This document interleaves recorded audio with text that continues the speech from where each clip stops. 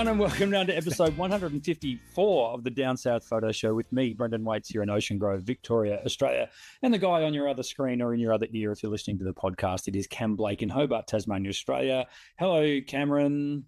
Hello, Brendan. How you going there? Yeah, good now. Now, Jesus. My God, how many 154 episodes and we still just can't get technical on it. Sometimes you don't know.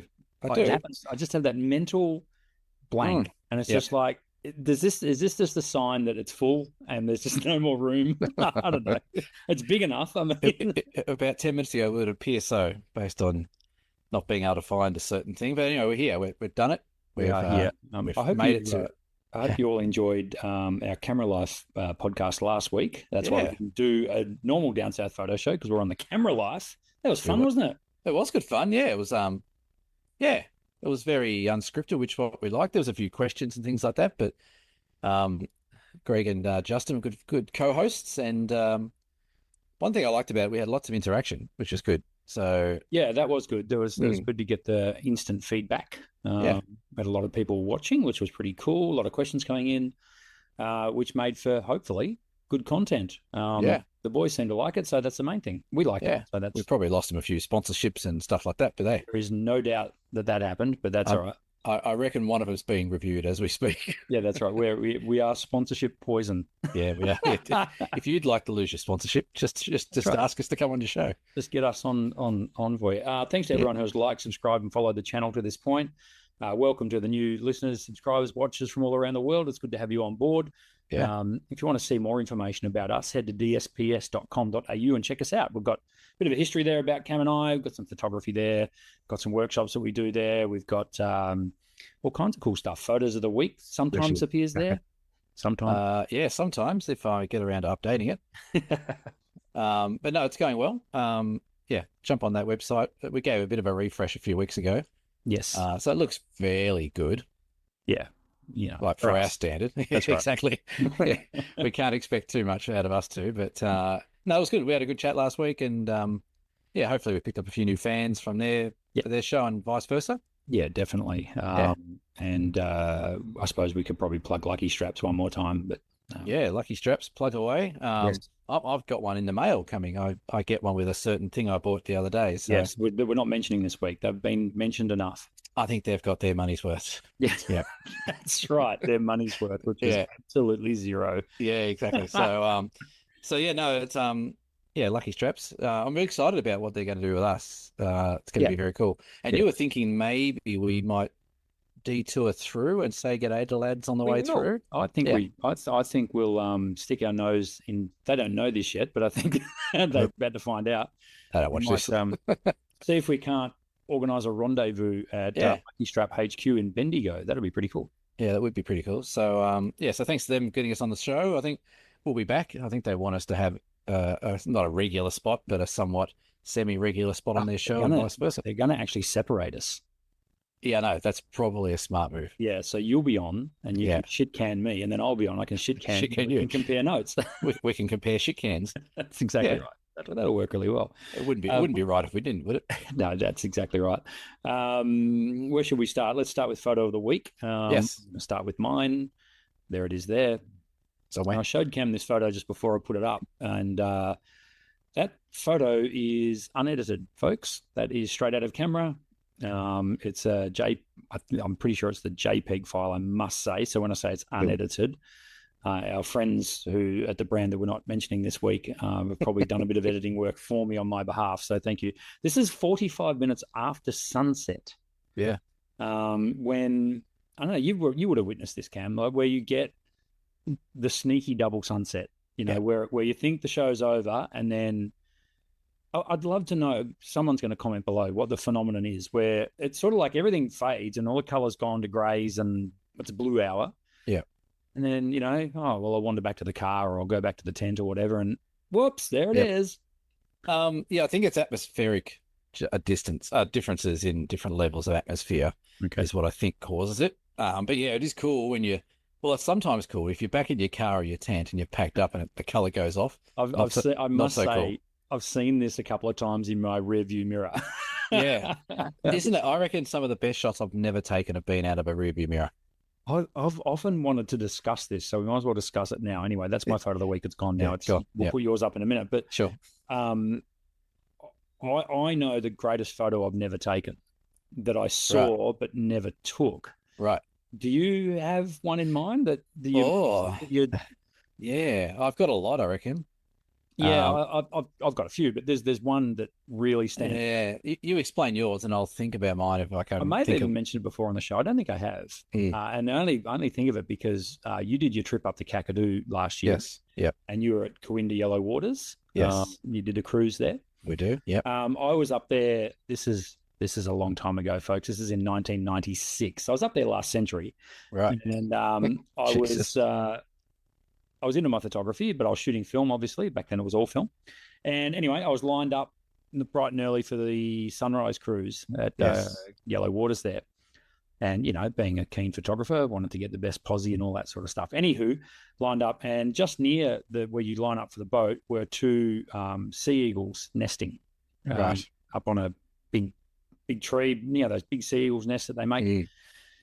And there was some, I believe they were black kites that were circling, that were coming in, and the sea eagles had young. So the kites will pick them off. They'll come in and try and, so I'm standing there sort of watching this unfold, and then I just saw this seagull launch into the air, sort of flap its wings maybe 5 times, and then flip upside down with its talons out, trying to attack this other eagle.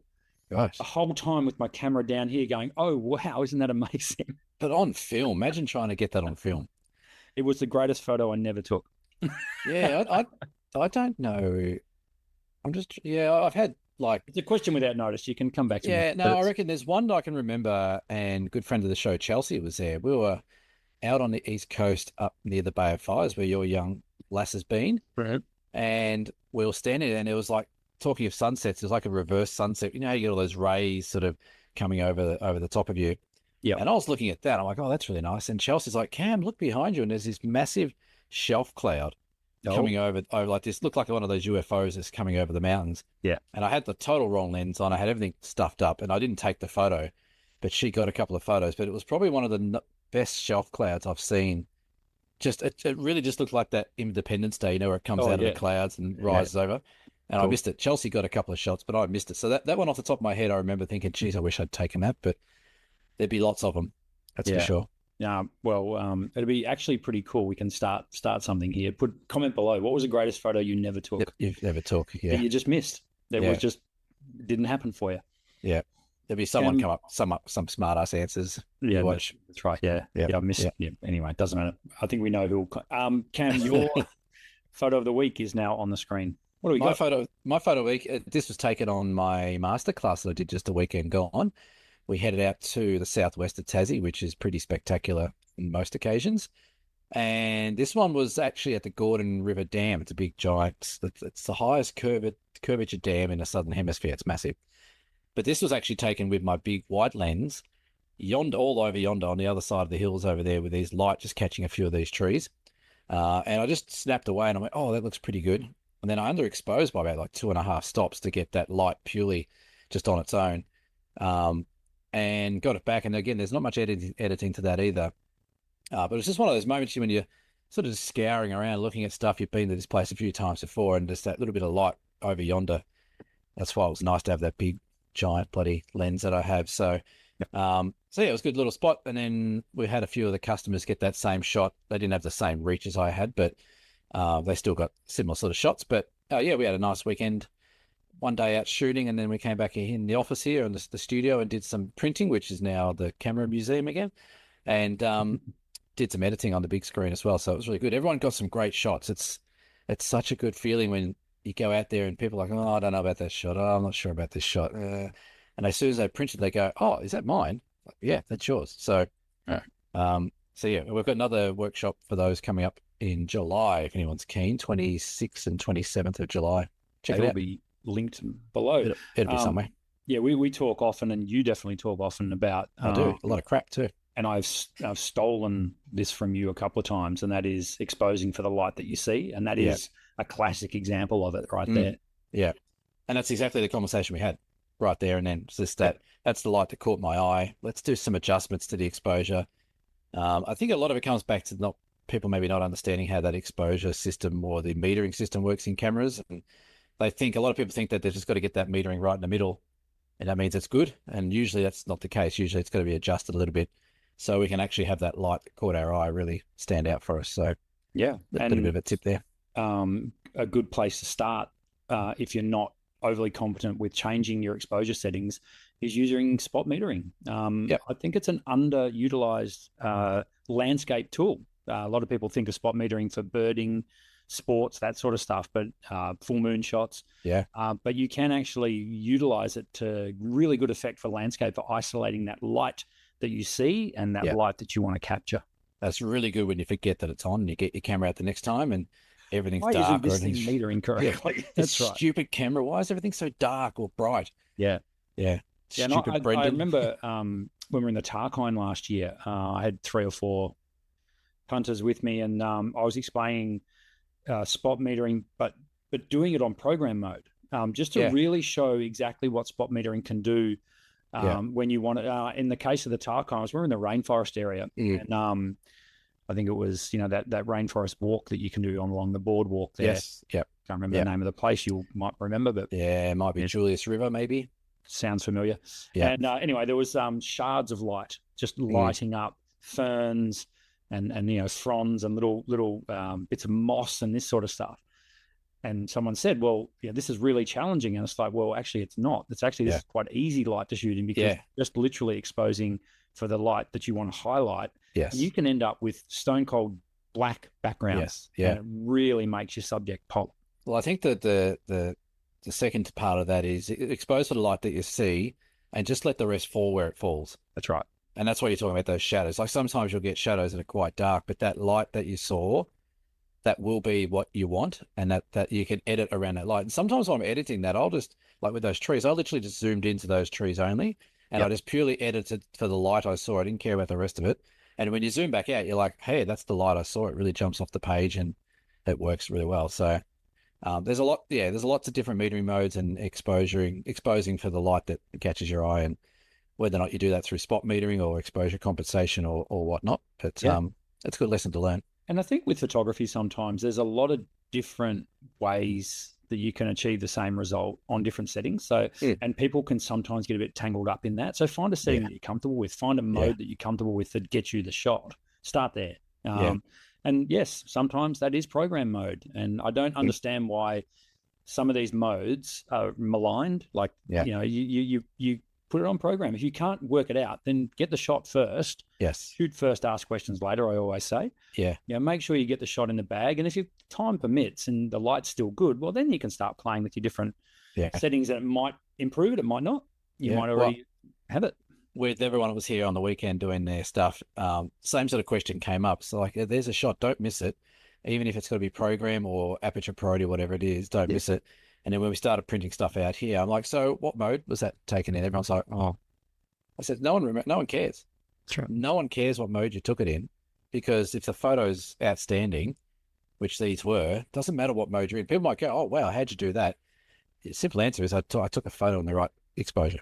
Yep, exactly right. So, yeah, for sure. Now, I did leave something out with my photo of the week before. That was Lake Boga up in the Mallee. So do we go there? We do. Yeah. We can't help but go there because they've got brand new silo art up there, Cam. So right. So I think if we drive past it, people might have a little fit because it's actually quite good silo art. Right. Challenging to photograph, but you'll find that out when we get there. But it's not as challenging as like Watchy Poop. Yeah, touchy wop, witchy poop, witchy pop. Well, see, Boga's always my fallback if touchy wop's no good. So and Boga's got a pub right there. Well, there is that. Yeah. Speaking of, we have 2 places left on our Murray Mallee tour, only two, which is happening at the end of March, which is it's a month away. Smokes. Does this come out in March, this podcast? I think it does. No, actually, it might come out on the last day of February. Comes out on the last day of Feb, yeah. There you go. So in 4 weeks' time from when you're hearing this, if you want to come to the Mallee area and take some awesome photos, we're based out of Swan Hill. For 4 days, the jewel in the crown is Lake Tyrrell out by Sea Lake there in the beautiful Mallee. So we'll be getting out to some old Mallee towns. We go to a shearing shed. We go to the lakes. We go to the Murray River. We shoot a paddle steamer. We go for a ride on the paddle steamer, and we go to the Pioneer Settlement. There's lots of stuff happens on that trip. So yeah, we do. Murray Mallee has got 2 spots left. Great Ocean Road has got 2 spots left. Sorry, Cam, you were going to say something. I was going to say, did you say we go to Nia West? Nia West. Like, that's the jewel of the whole trip, really. Victoria's best kept secret. Isn't it? I sent you that Instagram guy, the comedian that's going to all the towns. Yes. That reminds me of you. I reckon we should do something like that on our workshops. While we're there, definitely. Yeah, I reckon. Where else we go? Yeah, so Great Ocean Road in May. Again, only 2 places left on that. And Tarkine to Cradle in your neck of the woods, Cam, down in beautiful Tasmania. Yeah. There are 3 places left for that. That's the middle of August. But head to dfps.com.au to check all those out. Speaking of Cradle Mountain, shout out to Abby, who's in Cradle Mountain right now. Hey, if anyone books off this episode for any of those workshops, I'll give them a book. How about that? Which way is that meant to go? That way. So if you book one of those workshops through our website and in the next week before the next episode, I'll give you one of those signed. Just leave a comment that you heard it on episode 154. 154. When you're checking out, put a little comment there saying, "Give me my book, you stingy bastards." How about this guy? Hey, bloody generous, isn't he? I like it. It's just there because they're sitting there. And I want to get rid of them. No, they're lovely. Look, they're lovely. It's got some other guys' photos in it, but that's okay. We don't care about that.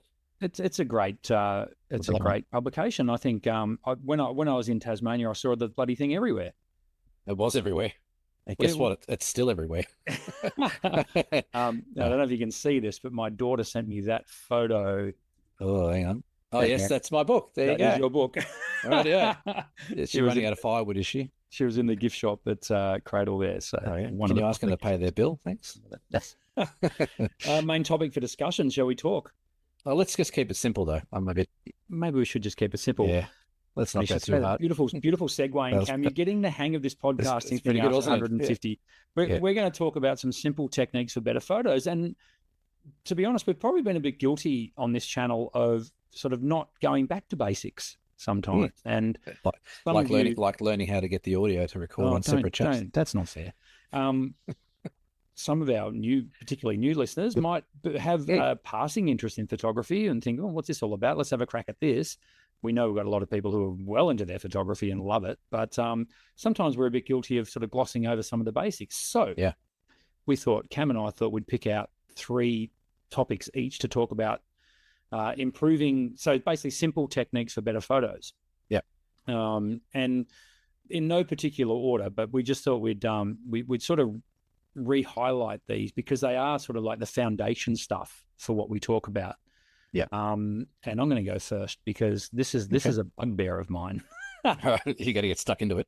Well, it's really simple. It's the most simple thing you could probably do when you go out to take photos, and that is to clean your lens. Absolutely. Where'd you get that microfiber cloth from, Cam? This microfiber cloth, I buy them in packets of 1,000 million zillion from Bunnings. Like not $10 for a bag of 40 or 50. Yep. And they're awesome, aren't they? They are very good. They go pretty well until they get a bit older and they start to fray a bit, but at like 20 cents a pop. Yep. So, yes, keeping your lens clean.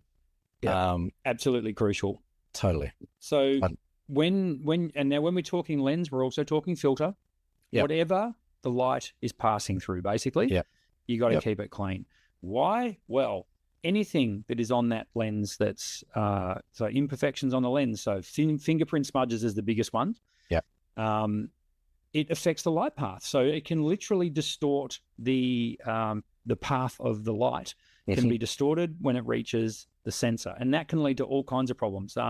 You can get things like fringing, chromatic aberration. I love saying chromatic aberration. I don't know why. It's one of my favorite. Once you get it right, it sounds great, but if you get it wrong, chromatic aberration is the light comes in, but the color gets slightly scattered. Yep. So, and that can be from imperfections on the lens. So really important to keep the lens element clean. You can also get light prisms and that sort of stuff, which are unwanted artifacts in your photo. Classic example of that is if you're trying to do some sun stars or get sun into your shot. If you've got a dirty lens or a dirty filter, that sun star turns into just a for lack of a better word, a shit star. It looks terrible. It's got like bits of dots. It doesn't look like a natural Yeah. light passing through that lens. Yeah. Question without notice though, the front Yes. element, yes. Do you clean the back element as well, Brendan? Yes. Okay. Just Absolutely. checking. And they are so prone to smudges as well. Yeah. So And obviously take care when you're doing that. Make sure, don't do what I do and just use the back of your t-shirt sometimes when you get desperate for something. Use a proper cleaning cloth or something that cleans the sunglasses, something that's made for lenses. Yes. The last thing you want to do is actually scratch your scratch your lens Yes. while you're trying to clean it. So keep an eye out for that. Yeah, and furthermore, high-end lenses, so like the pro level lenses that they like to call them, have special coatings on the lens that are designed to absorb light rather than reflect light. Right. And using a t-shirt that you've worn on the beach that's got sand on it, So like that fine grit sandpaper, that's not going to do your job properly. Microfiber. Sorry, Buddy's here. He's saying hi. Microfiber cloths are very, very handy to carry. Yeah, absolutely. That's a good tip. And same with the filters as well. Like sometimes you'll find that filters can be dirty on the back side of them when they're screwed on. That's right. So I make a bit of a habit now. I never used to, but I am now, is that when I go out for a shoot, I try and make sure that I take all the filters off, take the lenses apart, give everything a nice good clean and put it on fresh. Yes. So I know when I get out there, because like we we're talking about before, when you're saying that the best photo you never took. Yes. As soon as you get out there, something's going to happen. If your camera's dirty and not clean, you're going to get this great shot and you're going to have to fix it up and fluff around with it because it's got dots all over it. So exactly. So yeah, that's a good one. Keep the lens clean. We spoke about this on the weekend as well. It's scientific equipment. It's very highly calibrated equipment. Yeah. So treat it with some sort of care. The bodies of the cameras, maybe not so much, but the lenses and the sensors are very, very important to keep clean.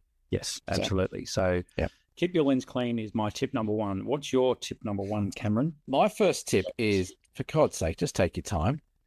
Yep. So it doesn't matter really what photography you're doing. If you're prepared well and if you're organized, you know where you're going, you know what sort of shots you're looking for, just take your time when you get there. So many shots I see get missed, or they get like 95% taken, then they get them back on the computer and something is just not right. One of the biggest things I like to do is really just take my time. Yep. And he's got to pull your camera out, isn't he? No, just for those of you watching, I'm a little bit distracted. I've got my dog here. I'm going to see if he's going to sit up on the couch, but you keep talking. Oh, yeah. So taking your time when you get out to those scenes, especially, it can be quite easy to, get excited if the light's going off for your sunset or sunrise and you've got this beautiful light going off, or you've got this beautiful moment with a model or whatever it might be. Sometimes you want to rush through it, but my advice is just take that extra 5-10 seconds. We did a lot of that on the weekend where before they press the button, it's like, okay, let's just double check. Let's spend 5 seconds checking the settings. Are we aperture good? Is the framing good? Is the exposure going to look good? Are we in the right mode? Is that white balance at the right spot? Let's just do some basic checks. It makes a hell of a difference when you're editing and even more when you're printing. So just take your time. It's meant to be, it's taking, what I used to say, it's taking your time to capture time is what we're doing. So photography is not a race. So no, stop treating it like landscape photography. I mean, not landscape. Even when, like, if you're going to your local footy match and doing some shots of the footy match, even a couple of minutes before the game starts, making sure any cameras you've got are all set up for what you want. The settings are good to go. So if you do need to make any adjustments, it's minimal, but just taking your time to do that as opposed to doing it on the fly when, John Smith takes the best mark you've ever seen and you're in the wrong setting. So just take your time. It doesn't take much, but it buys you a lot more later on. Yeah, absolutely. Very, very sound advice. I like it. My second tip is and I don't know, maybe these are my three biggest bugbears. I'm not sure, but but it's the mistakes I see people make, and that is to watch for distractions. And by that, I mean distractions in the actual frame. So what you're actually trying to take. I like to, not so much scan the edges of the image, but just have a glance at all parts of your image. Now, this is really important when you're shooting ultra wide angle or very, very wide angle. Sometimes you don't even realize that the peripheral part of the image, there's a rubbish bin, there's a power line, there's your finger, there's, and just taking that, again, take your time. It relates to what you just said. Taking that extra half a second just to have a quick look around the edge of the image and look for distractions. Now, sometimes distractions are actually hard to spot when you're shooting ultra wide angle because you're getting way more than your peripheral vision of your natural of your natural vision can actually take in. Yeah. So you might miss things. For example, here along the beaches where I do all my beach stairs going down, they used to have these. They don't have them anymore, thank goodness. These are these really ugly blue bins. And the amount of times I was trying to position so a rail was blocking the bin, or so it wasn't actually in the shot. Yeah. And look, sure, these days with Photoshop, you can close it out, clone it out, and all that sort of stuff. I understand that. But we always talk about how important it is to get it right in camera. And that's one thing, again, you've got full control over, is to eliminate distractions from your image. Yeah, 100%. And one good little tip again, we're talking about on the weekend is with your camera. Most cameras on the back, when you put them up, they'll have all the details on there, like all your exposure detail, what mode you're in, stuff like that. I like to turn mine off. Usually you can just go through your info mode and just turn it off so you've got nothing but a clear shot. And then that way you see everything that's around the frame. Yeah. So you can scan that without, because I don't know how many times I got back and my tripod leg's been hidden in the exposure data on the bottom of the screen. It's like, for Christ's sake, really? Yeah. Like, just take your time, clear that screen. Like you said, look for any distractions. Either wait for those distractions to move, or move a step forward, or move a step back, or whatever you might need to do. But yeah, sometimes those distractions as well may not necessarily be man-made objects. They could even be, a rock or a leaf or something that's just not quite right in that frame that is causing a distraction. It might be, a leaf that's interrupting a repeated pattern. It's not quite the same as the other, and that can be a distraction. Yes. Sometimes it can be an advantage, but a lot of the time that's a distraction. So keeping an eye out for that sort of stuff is really important. Yeah. Again, it comes, like you said, it comes back to that taking your time and being aware of what's going on. And like we see it on the one-day workshops we do as well, like people get, like, as soon as that light starts to go, people get really excited, and, they're fluffing over things, they're changing lenses, they're doing this, they're doing that. Just with a little bit of hindsight, just take your time when you get there, pick the right lens. Like you said, check out what you're going to shoot and what may going to be causing distractions for you, and be ready for that to happen. So, it's funny. We rush a lot in this game of photography when we don't really need to. No, that's exactly right. So what would be your next? My next one, best tip is watching your exposure and your histogram. So again, most people get the composition pretty good. Most people get their, what settings they want to do. Most people are there at the good time of day or the location they want to be. But I see it so many times where people take the photo and go, oh yeah, cool, looks good on the screen, I'm done. And sometimes there's a big element missing where they might have blown a highlight out, or the shadows are way too dark. And that can be simply checked on your histogram, either live when you're shooting it on some cameras, or post-shot on the replay. So just take that extra time. Again, just watch your exposure. We spoke about it before, exposing for the light you see. But just check that histogram, because, again, you're going to get these cracking shots. And if you don't spend that extra couple of seconds at the end just checking that everything looks good on the histogram, you get back to your computer, you try to edit it, all of a sudden the clouds are washing out or something that's not happening. It can be quite frustrating. So every camera has a histogram these days, whether or not it's a live histogram or a replay histogram. Most cameras will also have clipping settings where it'll flash to show you if you've lost detail and highlights or shadows. Sometimes they're good to have on. I find them a bit annoying, but sometimes they're good to have on when you're starting out. So you can look at it and it's a visual indication straight away that, hang on, something's not right here. I need to go adjust. So take your time, check that exposure, check the histogram, make sure that you get that light exactly how you want it. Yeah, I think it's important to that end to also understand, exactly what a histogram is showing you as well. And we won't do a deep dive on it now, but it's important to know, that the histogram is a graph essentially of the light that is there, and you can't second guess it. No. It is what it is. It's actually showing you a visual representation of the light that your camera is currently seeing. So well, it's a very handy tool. It's almost a scientific output of what light you've actually seen. So I think we went back and had a chat on episode 136. I'm just looking now. I think we had a bit of a chat about sensors and histograms. There you go. So have a look at that. There'll be something there that put a card up make right sense. There you go. Episode 136, right? No, you didn't. You don't even know how to do that. I don't even know how to find the audio button on this. Have we actually put up a link? We've done it once or twice, but does it always happen? Oh, it works. Do you want me to make a note in the notes? No, it's fine. I see, because I did that, and that's my cue. But now you've done it again. When I'm scrolling through, that's my cue. Oh, right. I know I've got to do something here. Either that's out or I have to do something. That's right. Exactly. So, my third tip, and we're just going to do 3 each here, but my third tip is to scan the area. Now, what I mean by that is the amount of times I've taken photographers out into the field and they almost immediately see a shot and get married to it. And they're just like, this is me. And the number one thing they will do is set up a tripod and put a tripod there. And basically what I call that is throwing out the anchor.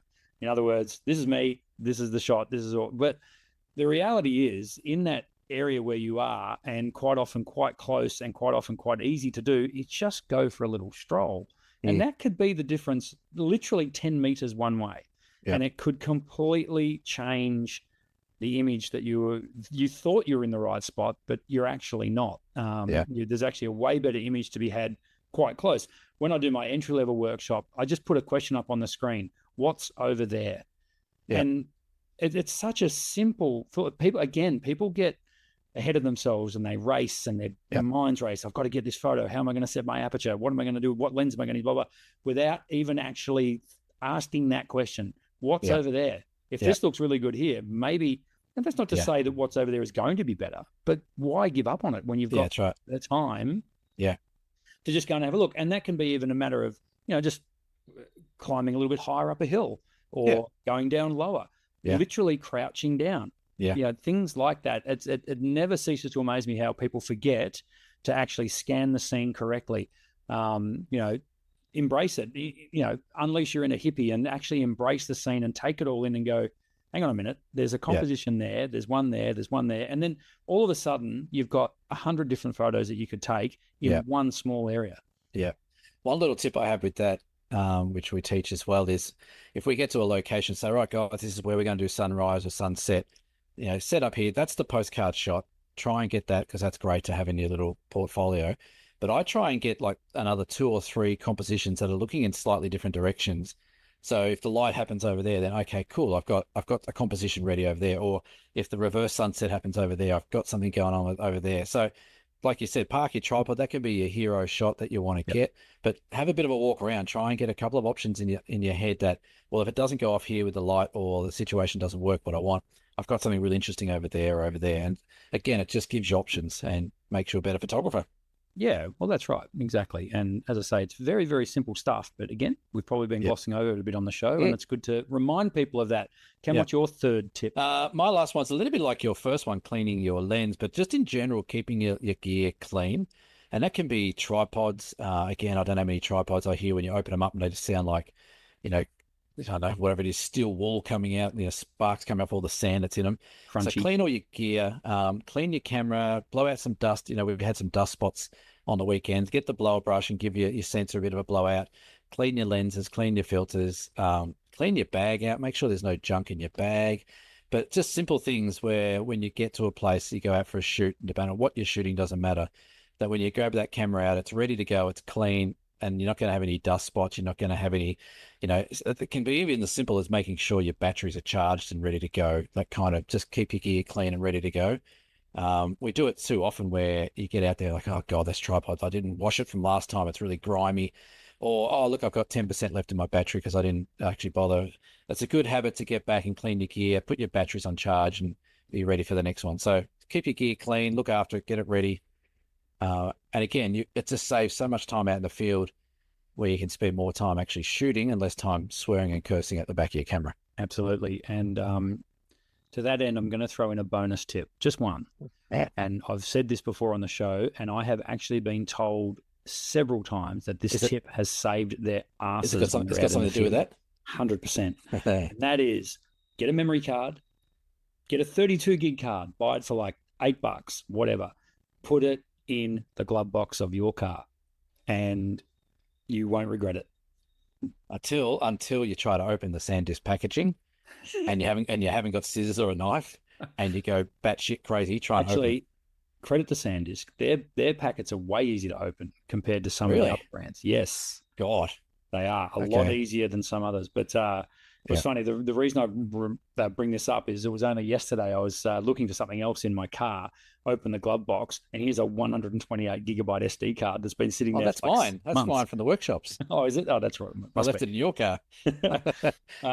So seriously, go and get a memory card. And chuck it in your glove box. Just trust me. And then and just don't walk too far from your car. well, or get two and put one in your camera bag as well. But Or alternative, you buy the new Sigma camera that came out. It's got 206,000 gigabytes of internal can we memory. please talk about this? This was not on the run sheet. That's not. I just had to put it in because I know you want to talk about. I showed you the link to it today. So today, when we're recording this, our good friends at Sigma have gone ahead and released a camera that I think may very well be a winner. But I do think it's what I had in my mind's eye when we talked a few months ago about Apple putting out a camera. Right. And how I thought that the camera needs to be stripped back and made very, very basic. Now, there's a few things that they've taken off this camera that we're like, ooh, okay, that's interesting. That's fascinating that you've done that. One, I think the big one for me is the viewfinder. Yeah, no viewfinder on it. So that is interesting, but where are we at now? Gen Z or whatever, they don't do viewfinders on cameras. They're so used to using a phone. So the phones don't have viewfinders. So it is very cool. I'm just looking at it now, and it's got. Okay, I'll put a picture up on the screen. We're talking about the Sigma BF.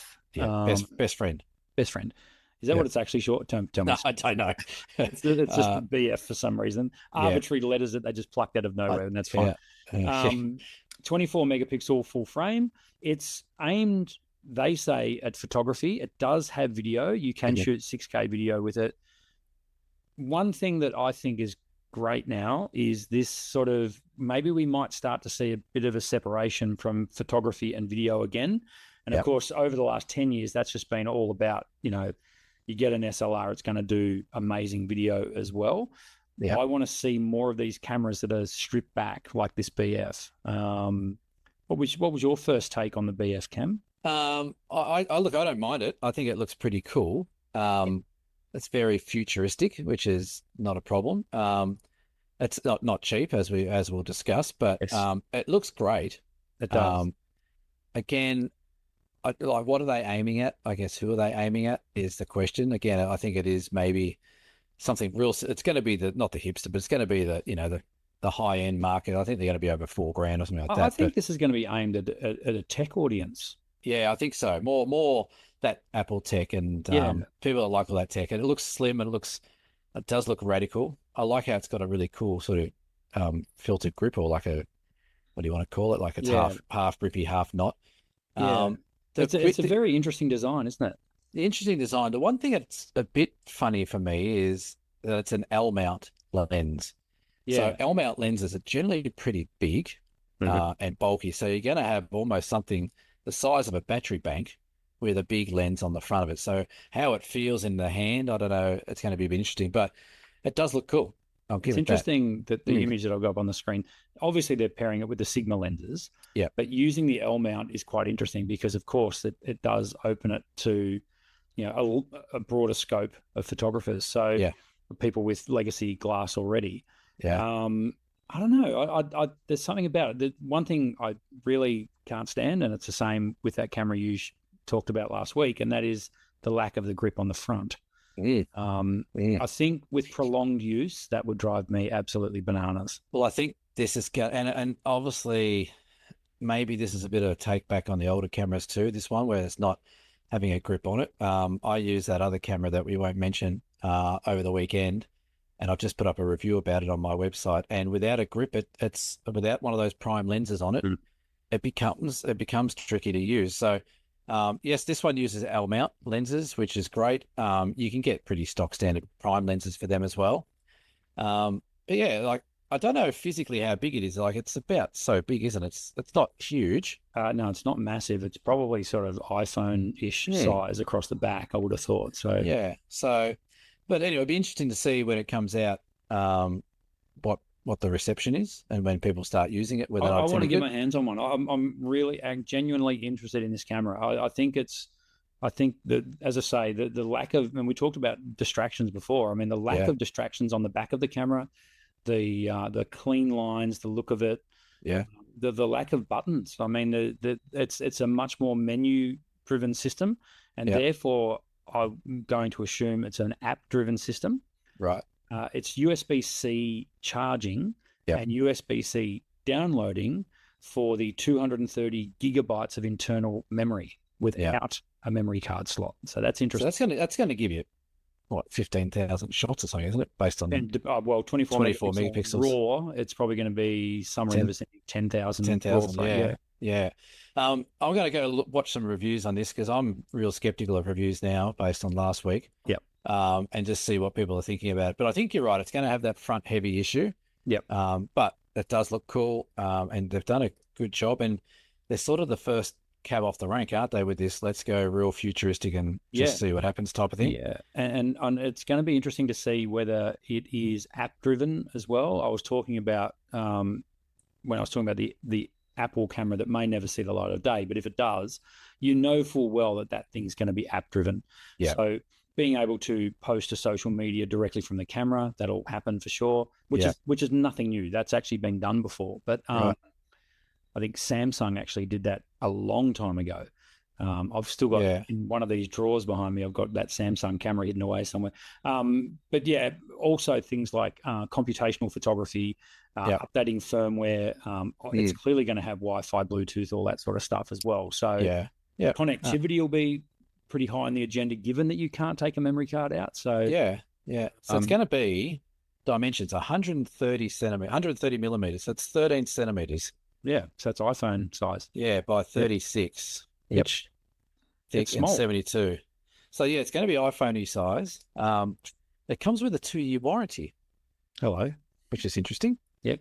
I'm not sure if it's going to be app driven or not. I think from what I saw of the quick reviews I looked at, it looked like it was just standard modes, but very minimalistic. But 6K video. It's going to be interesting. If you see the little there's the thumb pad on the back of the camera, just above it is another little LCD. Yes. And you actually click and scroll through the different menu settings on that little LCD. That's innovation. I like that. Yeah. I mean, as I say, this looks like Sigma might have done something. And I mean, who owns a Sigma camera? Yeah. Come on. Well, that's it. You know anyone? No. There'll be about as many Sigma owners as Pentax owners, I reckon. Oh yeah, less. I reckon there'll be more Pentax owners than Sigma owners. But well, you can pre-order them. They're $3,999.95 from Fred's or any other camera shop. So let's break that down. Really, Sigma? Come on. We're paying more to get less on this. Everyone's taking the piss at the moment. They're just like, let's cash in on these idiots buying cameras. That's going to be SRP. We know that the price is probably going to come down closer to the 3.5, maybe 3,299 kind of mark. Yeah. But still, that's a lot of moolah for a camera that's like this. I mean, it's going to be because this is it. There's no model below it, model above it. No, this is the camera. So you've got no choice if you want to go to the Sigma party. Yeah, you've got to cough up the bucks. Fascinating. I think again, I can't help but think that these companies, I get it. They're going to make money, sure, but this camera doesn't cost $3,000 to make. I mean, come on, it costs $300 to make. Well, everyone knows this. They're having a laugh, but people keep buying it. That's the thing. Well, this is it. And I'm the biggest hypocrite because not 2 minutes ago I said I wouldn't mind getting my hands on one. That's not to say I want to buy one. We won't talk about what I did last week after Reagan something out. No, well, Sigma, if you're listening, I'll test one out for you. Yeah, and give a review that's not biased. No, not at all. Be completely neutral. That's what I do here. Interesting. We do a dear cam? Shall we? Yeah, he says he's one of your customers. Not only one of my customers, but an Ocean Grove stalwart from years gone back. I know this guy quite well. Dear Cam. This is a dear Cam from Greg. Hello, Greg. Thanks for tuning in. You notice there's no hi, Brendan, either? No, it just says old customer of Brendan's, but I'll let him off the hook because he knows that I read these out. So, hi, Cam. I should say dear Cam. No, I'm not reading this. It doesn't even say dear Cam or hello, Brendan. Oh, yeah, no. All right, let's go. Do beer donations. Let's go. Yeah. Hi, Cam. I really look forward to the photo show. I have a quick question for a bit of discussion on the show. What preview apps or software do you guys use to search, select, edit your pics before doing any post-production? So how does you look through your photos, basically? I've tried Preview on iMac, but it's clunky. Nikon View NX, Fewer, never heard of that one. That's with the PH, but Fewer. Lightroom Classic.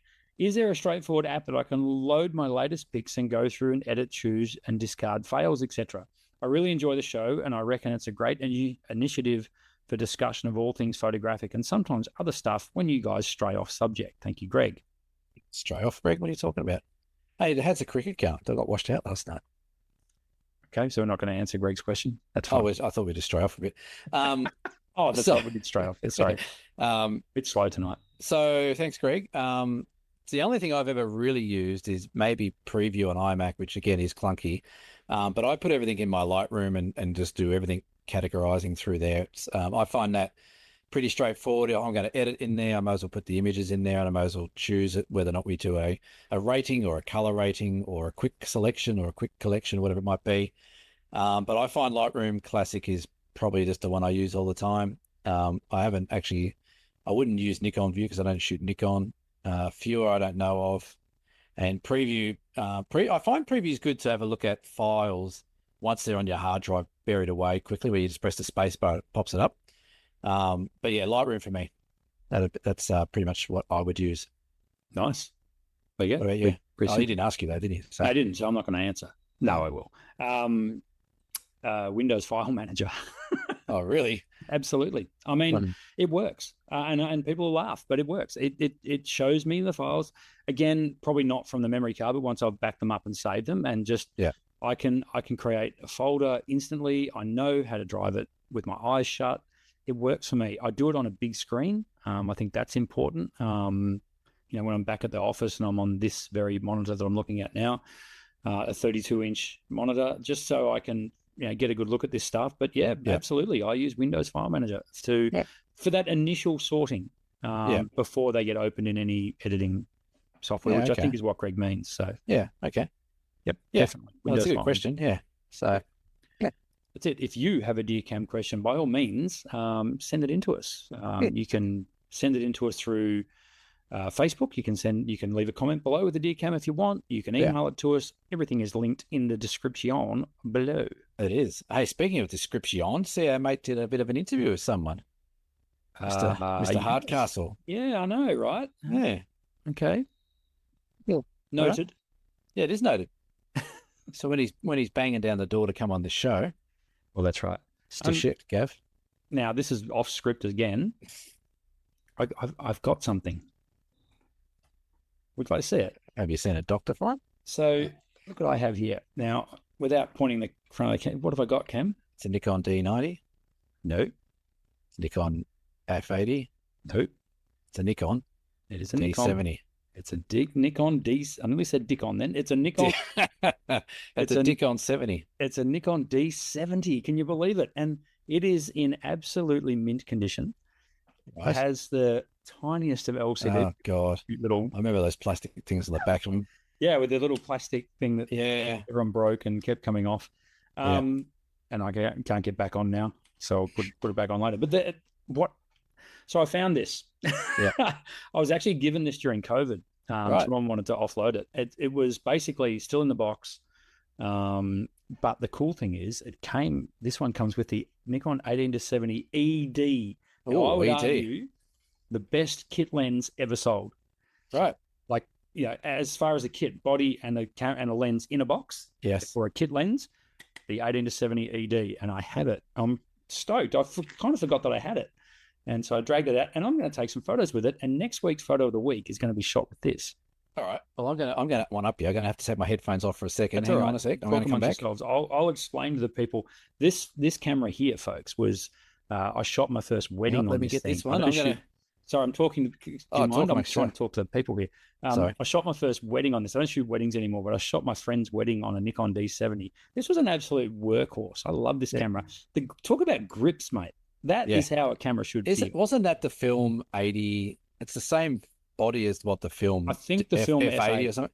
And the F80 is what I used to own. So that's probably why I like the D70 so much. But I'm telling you, folks, they do not make them like this anymore. By the way, charge the battery up. Wouldn't have been charged for 10 years. Worked straight in, worked perfect. One thing, bit of a bummer. It does take these wonderful things called compact flash cards. Oh, I've got 1,000 of them. Do you need any? No, I've got a couple sitting around here somewhere. But CF, and of course they were prone to having bent pins in there. So Yes, I've that's got to right. be. I haven't put a card in it yet, so hopefully, but I'm confident. It fires up everything. Look, the LCD works and everything like that. So, well, I can't put a card in mine. Can you hear that? no, You can't hear that. what is that? Oh, hello. So I picked this up off eBay the other day. How many megapixels is it? A lot. That's a lot of megapixels. It's an Olympus Flex camera. It is. From the back in the day. So it's in good nick. It's got you can see through there. Who ripped who off, Rolly or Olympus? I don't know. I think Olympus might have done it. I got a feeling that Rolly might have been first. Yeah, I think so. But it's in good nick. Takes the 120 film, I believe. Oh, you got to shoot with that. It's got a little bit of dust on the lens, but I'll give it a go. You nearly said sensor. Oh, yeah, I did. It's got a little bit of dust on the sensor. Yeah. I've got some film in the fridge, so I might give it a crack over the next few weeks and see what it is. But I just thought it was like a couple $100. I'm like, that looks pretty cool. I'm going to buy that. So we should do a photo challenge, you and I. All right. Maybe next month's photo challenge isn't with people watching; it's out with us. With us, this is a good idea. Yeah. Look at us, mate. I wonder, would it be? It might have to happen when I'm in Tassie, only because you don't really want to travel far with that camera. Yep. Maybe when we're doing the Tarkine Cradle, you take a roll of film, I'll take a roll of film on that camera. Yes, okay. That could be a lot of fun. Yeah, all right. I haven't got the first idea of what I'm doing, and that's going to be the fun of it, and I'll film it. You know how long it took me to open the bloody back of it? Yeah, it looks pretty clean though. It's all nice and clean in there. But I've got it. Full disclosure, I might have a head start on you. I did load a box brownie with 120 film a few months ago before BFOP. Yes. And I was meant to take it to Bright, but I forgot to take it. And I've almost finished a roll of 120 through a box brownie. Oh, wow. Yeah. Well, maybe you should bring the box brownie and I'll play that. Oh, we'll swap. I like it. That's the box brownie I've got that was made in Heidelberg. All right. Yeah, excellent. So it's kind of cool. It's what a hipster. But anyway, my uncle and my great uncle used to work at Kodak in Heidelberg. Probably had their hands on the very camera that I own. Probably. So that'll be fun. Yeah, very cool. I've got no idea. I don't think it's got a meter, so I'll have to meter it myself. And yeah, very cool. Two things. One, if you would like to see us do a shootout on that very camera and a box brownie, we'll do it. Two, if you would like to see me review the Nikon D70, review it. A bit of fun. Yeah, why not? Let's review a camera that is nigh on 20 years old. Yeah. That could be quite interesting to see what's changed. How does this bloody work, this thing? I don't know. Mate, you're looking, focus. What are you looking at the top for? You got to look through the lens, mate. Yeah, I'm looking through the top. And it's got something. It's got like a little magnifier at the top. That's pretty cool. This is riveting content, Cam. Yeah, no, sorry. Moving on. Beer donations, right. Can we have beer donations, please? We can. This week we've had Sharon Thorogood and the Destroyers. Thank you, Sharon. Catherine G. Hey. And we had a new donation this week from a lady called Mel H. Oh, no. Sorry, that's Mel. Sorry, Mel. Hi, Mel. Hey, Mel. Yeah, that's for Mel. Weren't we going to get him on the show just to sit in the background for a whole episode, drink a beer or something? Yes. Put him in a little corner, in a box in a corner down here. In a box, yeah. Like, he can do like sign language or something. Yeah, that's right. Mel's coming on the Melly. Mel on the Melly. So if that's not enough for someone to book one of those 2 extra spots, know that you're going to have #1 ticket holder and celebrity Mel. And you get a book. And you get a book as well. Yeah. That's going to be fantastic. Thank you for donating a beer. By donating a beer to the show, occasionally we buy actual beer, but it also helps us, finance this thing and pay for YouTube. Buy shitty old Olympus cameras. That's right. Nikon D70s. Hey, we haven't touched on the people's vote for the competition of mountains. So how remiss of me. I know. Have a week off and I'm out of practice. We've got 10 pictures up there which are getting voted on. We've got pretty much the last day will be when this episode comes out. You'll have just like midnight to have a bit of a chat and vote. But if we go through the votes, I'm just scrolling through them all.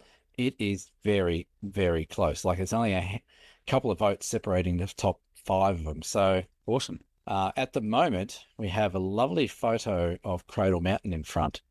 Get on there and vote. not .com, it's a DSP Facebook page. Yes. It's a pinned post. You go up there and just go and like. You can like them all. You can like the ones you don't. Whatever you want to do, you go in there. And then at the end of this month, for the next show, we'll announce who that was, who is getting something from you, I believe.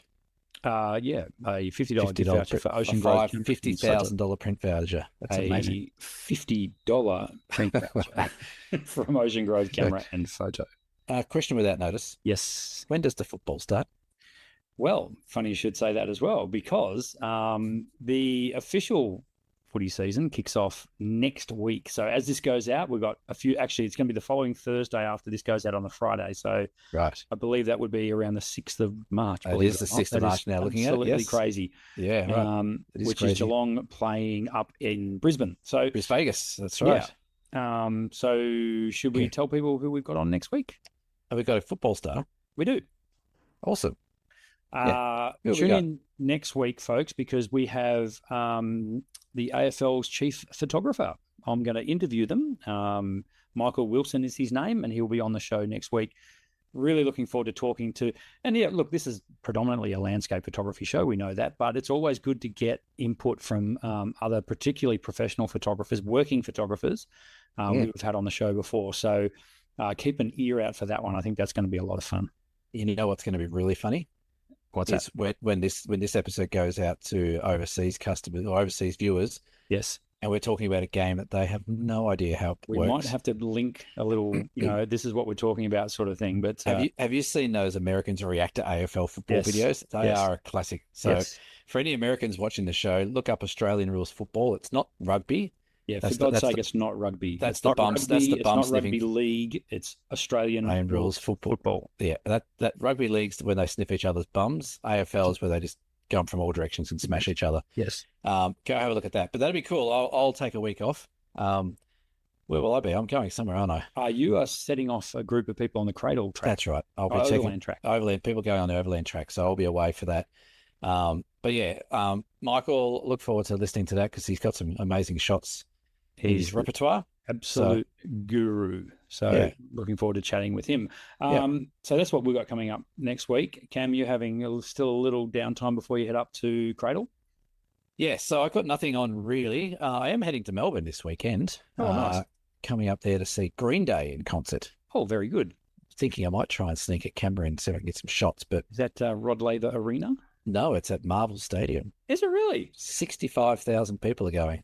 That's a big concert. That is, I'm taking the kids. It's their first live concert. Excellent. So, and of course, in all their wisdom, we got an email yesterday from Ticketmaster saying, important transport notice for people going to Marvel Stadium. Expected crowd of 65,000. There is train works on every line on Saturday where buses replacing trains, and there's road works somewhere else. Yeah, thanks, Melbourne. So, we're going up there. We'll be going up there I'll be in Melbourne just as this comes out. So, and I'm going to go. Green Day not coming to Hobart.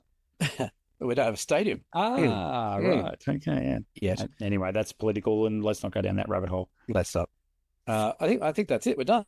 Very good. Nice. This has been episode 154 of the Down South Photo Show. I will catch you with Michael Wilson next week for episode 155. We'll see Cam in a couple of weeks. Don't forget, get on the Facebook page, vote for your photo of the month from last month. Yes. And jump on dsps.com.au, buy us a beer, book a workshop. Bugger it. Why not? Yeah, book a workshop. I dare you. Okay. Bye for now. Ciao. See ya.